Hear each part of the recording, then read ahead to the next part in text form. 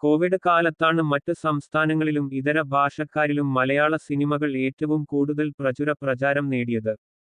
അന്നൊക്കെ അവർ OTT റിലീസുകളായിരുന്നു കണ്ടിരുന്നതെങ്കിൽ ഇന്നക്കഥ മാറി. മലയാള സിനിമകൾ കാണാൻ തിയേറ്ററുകളിൽ അവർ ഒഴുകി എത്തുന്ന കാഴ്ച പലപ്പോഴും പുറത്തുവന്നിട്ടുണ്ട്. മഞ്ഞുമ്മൽ ബോയ്സ്, പ്രേമലു തുടങ്ങിയ മലയാള പടങ്ങൾ തന്നെ അതിന് ഉദാഹരണമാണ്. അക്കൂട്ടത്തിലേക്ക് ലോക ചാപ്റ്റർ 1 ചന്ദ്രകോടി എത്തിയിരിക്കുകയാണെന്നാണ് കണക്കുകളിൽ നിന്നും വ്യക്തമാകുന്നത്. തമിഴ്നാട്ടിൽ ഏറ്റവും കൂടുതൽ കളക്ഷൻ നേടിയ മലയാള സിനിമകളുടെ ലിസ്റ്റാണിത്.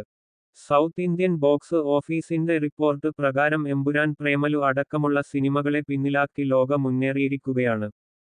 പട്ടികയിൽ ഒന്നാമതുള്ളത് മഞ്ഞുമ്മൽ ബോയ്സ് ആണ്. ഇതുവരെ തമിഴ്നാട്ടിൽ റിലീസ് ചെയ്ത മലയാള സിനിമകളിൽ മറ്റാർക്കും ഇതുവരെ തകർക്കാനാകാത്ത റെക്കോർഡാണ് മഞ്ഞുമ്മൽ ബോയ്സിനുള്ളത്.